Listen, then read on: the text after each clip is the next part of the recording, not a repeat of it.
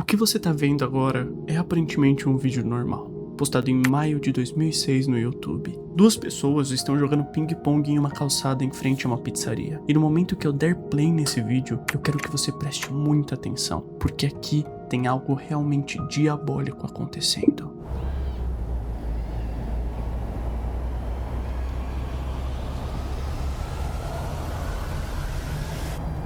Você reparou?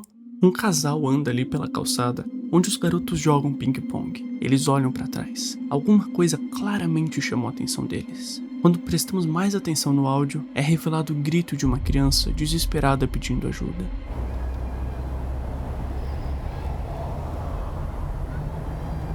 O que tá acontecendo aqui? Que lugar é esse? O que eu vou te mostrar agora nesse vídeo é um conteúdo chocante e perturbador que só foi confirmado agora após os novos vazamentos do caso de Jeffrey Epstein, que comprovaram a existência de algo que muitos diziam ser apenas uma teoria da conspiração, mas revelou provavelmente um dos maiores escândalos já vistos na história moderna. Esse é o macabro Pizzagate. Em março de 2016, o político John Podesta teve suas contas invadidas graças a um ataque hacker, que acabou vazando mais de 20 mil e-mails do então diretor da campanha de Hillary Clinton, que na época estava concorrendo à presidência dos Estados Unidos. Só que uma verdade assustadora veio à tona. Os políticos com quem John se comunicava falavam todos de uma forma enigmática. Palavras como pizza, queijo, massa soavam como códigos secretos para fazer referência a algo muito mais bizarro do que aparentava. Uma mensagem trocada entre John e Susan Sandler revelou alguns dos termos mais utilizados por eles. Oi John, o corretor de imóveis encontrou um lenço. Eu acho que tem um mapa relacionado à pizza. É seu? Um mapa relacionado à pizza? O que isso devia significar? Alguns usuários começaram a teorizar que o lenço, na verdade, era uma alusão a uma variação de algo conhecido como Código do Lenço, que usava lenços de cores distintas para sinalizar preferências relacionadas a fetiches. Mas até então, tudo que a internet tinha eram apenas especulações. Pelo menos até os próximos e-mails. Vejam só, em vez de massa e molhos maravilhosos, era uma seleção adorável e tentadora de queijos. Delícia. PS, você acha que eu me sairei melhor jogando dominó sobre queijo do que sobre massa? Esse era o conteúdo presente em um dos e-mails enviados por Herbert Sandler, um doador político à campanha de Hillary. A partir desse ponto, é evidente que essas pessoas realmente estão escondendo algo. A forma que elas conversam deixa explícita que as palavras ali são codificadas e têm um outro significado por trás. Mas qual seria? Depois de analisarem incontáveis e-mails, os investigadores digitais criaram um dicionário especulativo sobre qual seria o possível significado para cada palavra ou termo ali. E apesar de todos esses e-mails serem comprovados como verdadeiros, os significados e essas teorias são apenas suposições. Um e-mail enviado por Tony Podesta, irmão de John Podesta, tinha no conteúdo um texto dizendo: "Eu adoraria comer uma pizza por 1 hora.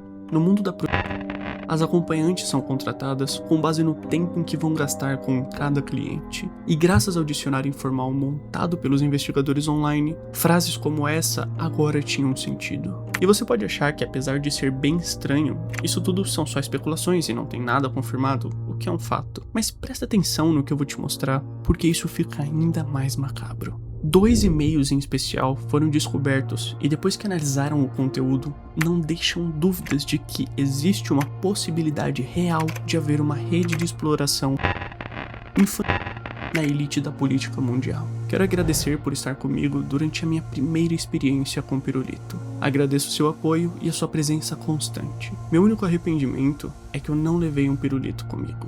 Esse e-mail foi enviado pelo banqueiro Herbert Sandler, o mesmo que havia enviado aquele falando sobre dominó e massa. De acordo com a organização IJM, que luta contra o tráfico, abuso e exploração infantil, o termo pirulito é constantemente utilizado para se referirem a... O segundo e-mail havia sido enviado por Tamara Luzzatto, uma chefe de estado da época, que mencionava que estava feliz por John e sua equipe irem visitar a sua fazenda em Lovettsville, e como forma de entreter os convidados, eles iriam levar possivelmente de 11, 9 e 7 anos para poderem se juntar à festa da piscina. E quanto à mulher que enviou esse e-mail, foi feita uma descoberta assustadora sobre ela. Segundo relatos e suposições, Tamara administrava um blog em torno de 2009, que era conhecido como Berço da Ivy. Ele era um blog teoricamente voltado para compartilhar fotos da sua neta. A descrição desse blog já era por si só bizarra. Evelyn está crescendo, e em breve ela será a rainha de todos os Estados Unidos. Agora mesmo, por tempo limitado, você pode passar um tempo com ela online, sem filtros e sem censura. Aproveite isso agora, pois no futuro, ela terá o poder da vida e da morte sobre você. E apesar dessa descrição, o que chama mais atenção é o conteúdo do site.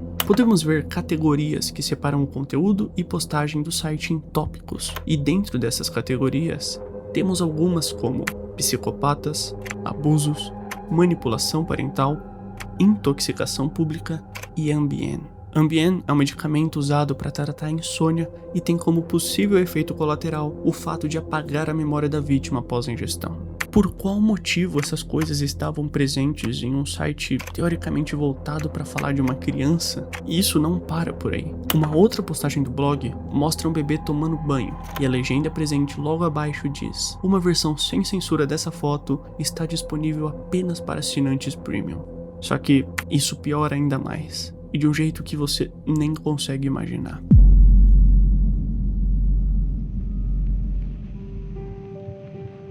Marina Abramovic é uma artista que iniciou na área em torno dos anos 70. Logo de começo, ela chamou a atenção da grande mídia porque expôs um experimento chamado Ritmo Zero. Para esse espetáculo, ela ficou imóvel por cerca de 6 horas em um espaço aberto, onde ela convidou o público para usar qualquer um dos mais de 70 objetos ali presente para fazer o que quiserem com ela. Ela foi despida, humilhada, espancada e até mesmo apontaram uma arma carregada para o seu rosto. Só que não dispararam. Marina foi citada diversas vezes nos vazamentos de e-mail de 2016. E também foi citada nos arquivos de Epstein liberados pelo FBI. Ao que tudo indicava, depois dessa experiência traumática, a sua arte não tinha mais o foco em deixar ela em risco, mas sim o outro. Ela apareceu nos e-mails convidando Tony e John Podesta para algo que ela apelidava de jantar espiritual. Uma prática que ela criou e partia da ideia de que o espírito se alimentava de coisas intangíveis como luz, som e emoções. Dentre os ingredientes para essa culinária, ela listava coisas como leite de grávida e todos misturados. Além disso, logo abaixo no mesmo livro também encontramos uma instrução que diz para que quem estivesse fazendo aquilo cortar o próprio dedo com uma faca e se alimentar da dor. Curiosamente, John Podesta apareceu com curativos no dedo em fotos tiradas na mesma época que recebeu esse e-mail. E olha como a situação fica ainda mais macabra. Marina disse em uma sessão de perguntas no Reddit que a diferença entre considerar o que ela fazia como arte ou ritual era apenas o contexto. Se ela estivesse fazendo para o público consumir, era arte. E se ela estivesse fazendo em particular com convidados seletos, era um ritual. E guarda essa informação, porque isso está diretamente ligado a uma revelação perturbadora que você vai ver. Lembra do vídeo que eu mostrei lá no começo? Aquele com uma criança gritando por ajuda enquanto 2 pessoas jogavam ping-pong em uma calçada? Então, esse escândalo pós-vazamento de e-mails ficou conhecido como Pizzagate, não só pelos termos que eles utilizavam nos e-mails. Se você reparar bem no vídeo, vai ver que 2 pessoas estão em frente a um restaurante. Esse se trata da pizzaria Comet Ping Pong, que fica localizado em Washington, a capital dos Estados Unidos. Esse lugar, onde podemos ouvir o possível grito de uma criança, é coincidentemente mencionado diversas vezes nos e-mails vazados de John Podesta no escândalo do Pizzagate. Mas qual é a relevância desse estabelecimento para tudo isso? O dono da Comet Ping Pong se chama James Alefantis. Você provavelmente não conhece ele e nem deveria. Ele é teoricamente apenas o dono de uma pizzaria de bairro. Só que, incrivelmente, em 2012, a revista GQ classificou ele como uma das 50 pessoas mais influentes em Washington. Além de ser o dono da Comet, James também é dono de uma galeria de arte chamada Transformer, que visa dar espaço para artistas que estão começando no meio. James também estava em um relacionamento com David Brock, chefe da organização jornalística Media Matters e também apoiador de Hillary Clinton. Ninguém que é dono de uma pizzaria consegue tanta relevância senão por meio do dinheiro ou dos contatos. Esse, possivelmente, era o verdadeiro poder de James. É especulado que a sua influência se dava principalmente no meio artístico com a sua galeria de arte. Com todas essas coincidências e por diversas citações à sua pizzaria nos e-mails vazados, a internet decidiu vasculhar as suas redes sociais para ver se encontravam algo. E meu Deus, se aquilo for comprovado, é pior do que a gente pode imaginar. os investigadores encontraram a sua conta do Instagram, que continham diversas possíveis mensagens asquerosas. Em uma das imagens, havia uma criança no colo de um homem e na descrição havia o texto #ChickLover. A teoria levantada é de que essa hashtag fazia referência a um termo e documentário chamado Chicken Hawk, que foi gravado em 1994 e tinha como intuito denunciar grupos de homens que defendiam relações com garotos. Uma outra imagem mostrava uma sala vazia, que remetia possivelmente a um frigorífico, e nos comentários James colocou #assassino. Usuários começaram a teorizar sobre a possibilidade de que aquele poderia ser o porão da pizzaria, que era utilizado para atentados cometidos contra as vítimas dos magnatas. Em um dos e-mails enviados a John Podesta, é mencionado por um político que ele ainda estava pensando na Câmara de Tortura. E recentemente, com os novos vazamentos de Epstein, tivemos um e-mail em especial onde ele diz: "Eu amei o vídeo de tortura". Até então, não conseguimos confirmar com precisão se essa foto tem ligação com os e-mails e se de fato acontecia algo ali. Mas o fato é que James tinha em seu Instagram diversas imagens envolvendo e legendas controversas. Uma descrição que aparecia recorrentemente era o #CarisJames. Não sabemos qual o significado disso, só que, coincidentemente ou não, uma das ilhas de Jeffrey Epstein se chamava Little St. James. Outro detalhe perturbador era a foto de perfil de James, que era uma estátua de Antino, um jovem grego que se envolveu em um relacionamento com o imperador romano Adriano, que era conhecido como amante de garotos gregos. E você já deve presumir a faixa de idade de alguns deles. O perfil do Instagram foi privado 2 dias depois da descoberta. E antes disso, os investigadores conseguiram também coletar postagens de James a respeito de Marina, a mesma envolvida nos rituais, e fotos onde ele estava ao lado de Tony Podesta, presente nas diversas mensagens codificadas nos e-mails vazados, e que, a propósito, tinha coleções de arte que beiravam o ilegal. E eu provavelmente não vou poder mostrar quase nenhuma aqui. E talvez você pode pensar, ok, de fato não tem nada confirmado e talvez sejam só coincidências. Só que agora eu vou te mostrar algo que, de verdade, talvez a gente precise se esforçar muito para tratar isso como coincidência. Esse é um documento do FBI que foi vazado em 2007 e mostra diversos símbolos que pessoas usavam online para poder se identificar. A poucos metros de distância do Comet Ping Pong existia um estabelecimento chamado de Besta Pizza, e o seu logo remetia a um dos símbolos rastreados pelo FBI. Assim que as pessoas começaram a perceber, a pizzaria mudou o logotipo quase que instantaneamente, como se estivessem observando a investigação, e não parou por aí. Essa pizzaria, que agora está fechada, pertencia a Andrew Klein, que trabalhou na unidade de combate ao tráfico humano do Departamento de Justiça do governo de Obama, que inclusive também tem um e-mail vazado mencionando o gasto de $65 mil em cachorro-quente para uma festa privada na Casa Branca. Do outro lado da rua, onde fica a Comet Ping Pong, se localiza um restaurante francês, chamado Terrasol Gallery, que tinha esse logotipo que você tá vendo e eu não preciso falar muita coisa, né? E obviamente, depois que perceberam, eles também alteraram o logo. E falando da Comet Ping Pong, a pizzaria de James, mencionada nos e-mails do Pizzagate, não tem um logo que remete a nenhum desses símbolos. Porém, descobriram que algumas das bandas que faziam shows no local familiar e que constantemente tinha festas de aniversários de crianças, apresentavam não só músicas indecentes em sua discografia, mas também artes consideradas bem próprias para aquele tipo de público. Até aí você pode achar que isso não tem nenhuma relação com todo esse escândalo. Mas lembra que James era influente no mundo da arte e conhecido por dar visibilidade a artistas que estavam iniciando em suas carreiras? Então, coincidentemente, uma das bandas que se apresentou na pizzaria de James tinha um clipe de música que em determinado momento aparecia isso aqui no fundo. Mas tem uma coisa que eu ainda não mencionei.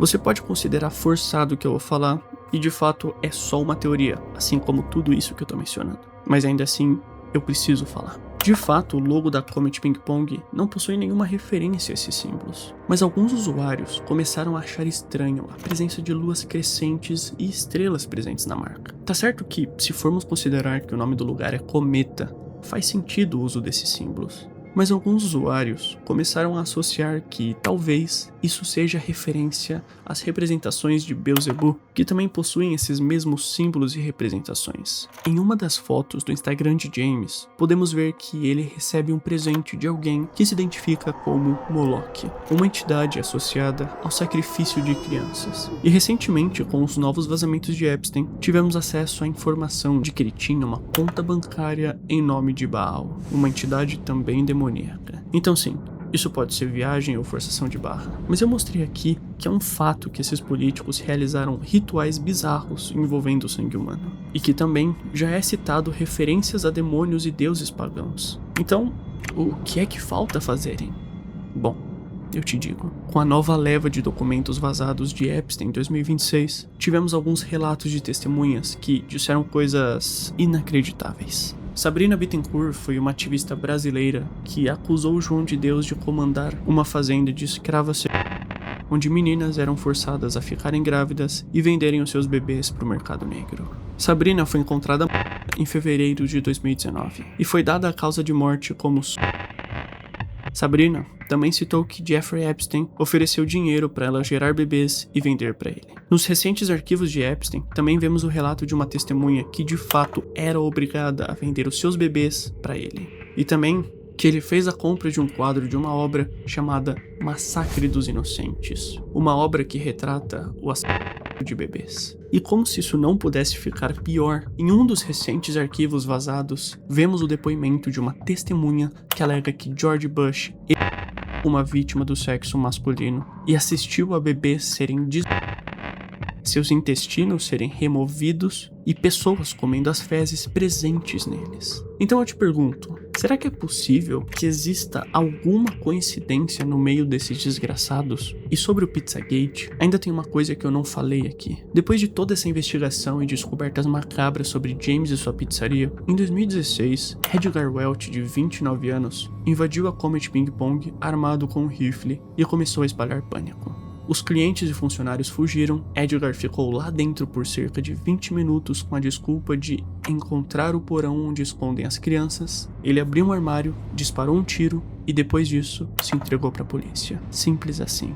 Poucos dias antes desse evento, um homem havia hackeado o site da pizzaria e descoberto que ali havia uma seção fechada com senha, só para membros. Depois que ele conseguiu acessar esse local, ele conseguiu acesso a diversas pastas de arquivos que quando você baixava também eram trancadas por senha. Não sabemos até hoje o que tinham nesses arquivos e nem quem eram os 110 membros que tinham acesso àquela área. O que sabemos é que quando Edgar entrou na pizzaria armado, seu único tiro foi disparado em direção ao disco rígido do servidor da pizzaria. Edgar foi condenado a 4 anos de prisão. E se você acompanha aqui o canal, sabe o poder que a internet tem nesses casos de fechar as pontas soltas. Eles descobriram que Edgar tinha formação como ator e até uma página no IMDb. O pai dele, Harry Welch, era o dono de uma empresa chamada Forever Young Productions. E ele também era alguém que tinha escrito mais de 30 roteiros, praticante de artes marciais, recordista mundial de flexões com o dedo e um braço, e também uma alma caridosa, que adotou financeiramente 3 crianças de famílias necessitadas e construiu um abrigo de cuidado aos animais. Só que, curiosamente, ele também serviu em forças-tarefas federais, serviu a algo conhecido como Polícia ABC do Condado de Rowan, e até mesmo o ex-presidente Ronald Reagan reconheceu a excelência de Harry, selecionando ele e outras 15 pessoas para ter acesso nacional a instalações militares e até mesmo um bunker nuclear. Ele atuou como diretor da organização Protect a Child, que até onde eu vi parece que não existe. E é muita coincidência pro filho de alguém tão importante se envolver em algo desse tipo. Só que não termina por aí. Pesquisando mais a fundo, descobrimos que Edgar, o autor dos disparos, tinha diversas passagens pela polícia por dirigir embriagado. E pouco tempo antes do atentado, ele havia atropelado e ferido gravemente um garoto de 13 anos de idade. A internet bolou a teoria de que, em troca de enfrentar as acusações por esse crime tão pesado, o governo apagaria as evidências em troca de ele destruir os servidores da Comet Ping Pong Pizzaria e pegasse só 4 anos de cadeia por isso. Isso era só uma teoria e soava como um bom acordo que provavelmente ele teria aceitado. Só que alguns anos depois que ele foi solto, Edgar foi morto em uma blitz policial que alegou que ele tentou atirar neles, só que nenhuma evidência em vídeo ou testemunha foi apresentada.